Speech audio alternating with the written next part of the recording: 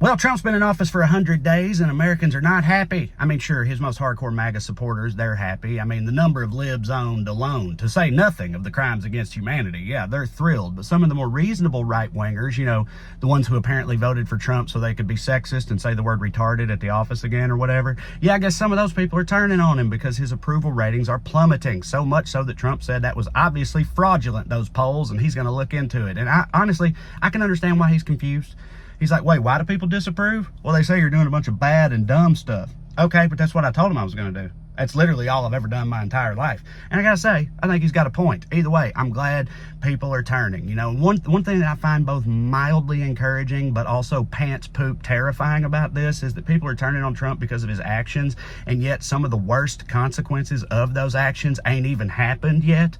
Like, just wait till the shelves are empty and prices skyrocket and Pete Hegseth accidentally starts a war by drunk dialing a dictator. Like, I know these first 100 days have felt like a series of drone strikes on our collective last nerve, but I fear the truth might be that things have not yet begun to suck.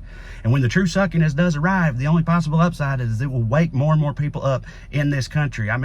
In fact, you could argue that as much as Trump excels at things like rambling incoherently and sending out all caps toilet tweets, the thing he's actually the very best at is bringing people together. No, seriously. Obviously, he has grievously divided this country, but outside of our borders, all around the globe, people of all walks of life and disparate philosophies are coming together, joining hands and declaring with one voice, this dude is the fucking worst, y'all. Trump sucks so much that he got China, Japan, and South Korea to team up. Dude, that's like bringing together Bloods and Crips, cats and dogs, Ohio State and Michigan. They said it couldn't be done, but by God, they didn't account for Donald J. Trump. Trump sucks so hard that elections in whole other countries will swing 30 points in the opposite direction to avoid being even adjacent to his brand of stank. Shout out to Canada. All right, there's no overstating the degree to which he is bringing Western democracies together in opposition to him. And yeah, as an American, yes, it makes me kind of feel like that surly little boy from the congrats, happy for you meme.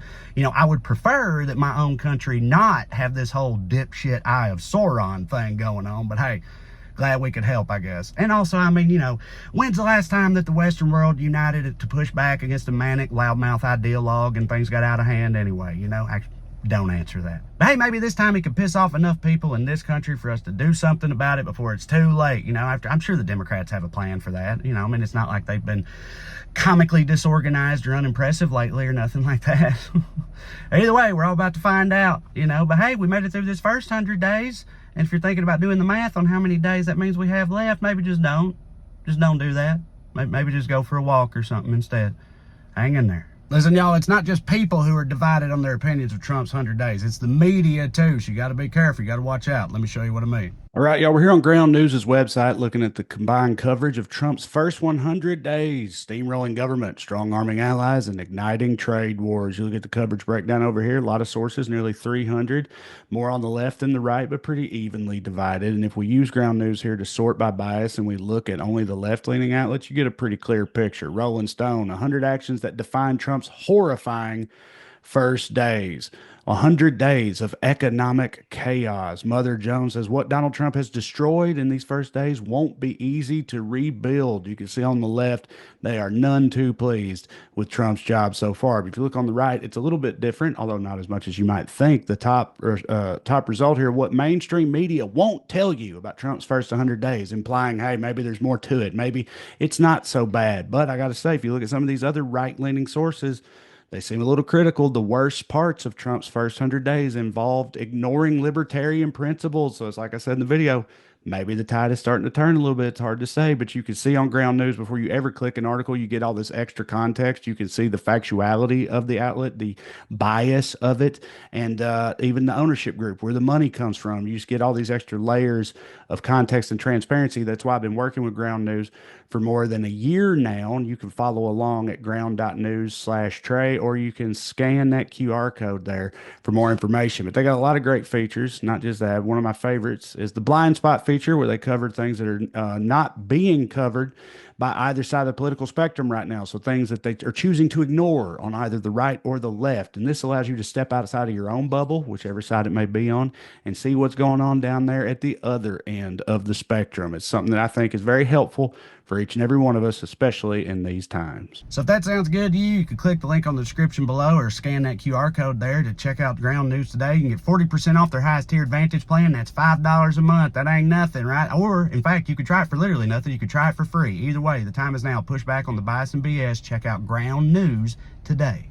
All right, YouTube, man, we're back. You know, listen, I know it's been very bleak around here lately, and I mean, what am I supposed to do? I'm just reporting the news. I'm not reporting it. I'm making fun of it. I'm talking shit about it. But either way, I know things have been rough. It's been depressing around here lately, and I know that. So I thought for this little postscript after the ad read in this week's edition of the Porch Rant, which takes place in a Jeep, I should probably rename those. Actually, I don't even call them Porch Rants. It doesn't matter. But anyway, I thought we'd talk about something truly important, but also uplifting, and that is the great gorilla versus 100 men debate. Yeah, why not? You know, I can weigh on that. It's cultural in nature. In case you don't know what I'm talking about, the internet had a massive debate over the past few days about whether or not 100 men could take down one gorilla. And I gotta be honest, I think it's an asinine argument. Of course they're gonna whoop that gorilla's ass. You kidding me? Now listen, I know that sounds, I know a lot of people turn this into the hubris of men. I know every few months a new study or poll comes out that says a shocking number of adult men believe they could take a elephant in a fist fight, and I think that's stupid too. Every time that comes out, I'm like, these guys are dumbasses. I wouldn't even fuck with an elephant if it was me. You know, I don't think I could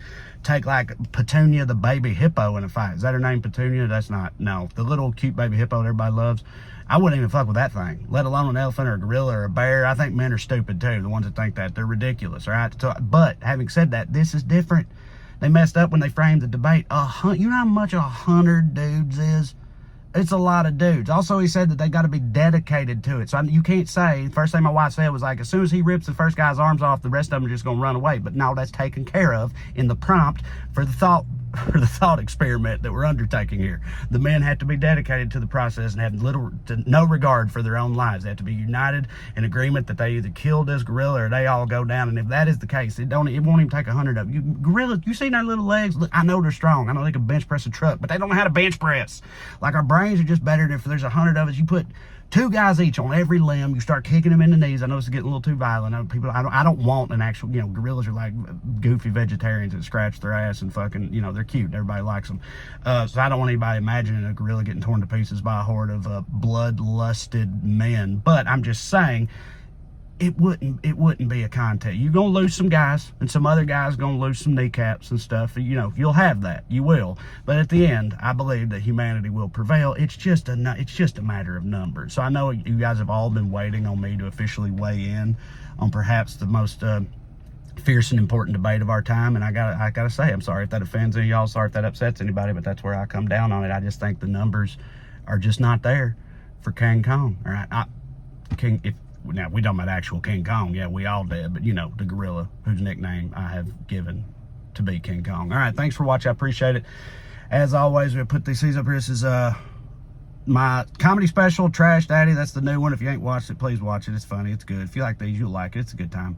Also, subscribe to the channel. You see all these videos and my podcast and other silly things I do from time to time, stand-up clips, whatever. And the most important one to me, TreyCrowder.com. That's my website. It's got my tour dates where I'm a stand-up comedian. Check it out. If I'm coming near your city, get some tickets, come see me. It's a good time. I promise. Completely different material than the special right here. Totally different. So watch that and come see me. Either way, you keep watching these. I'll keep making them. I love you like chicken. See you. Bye.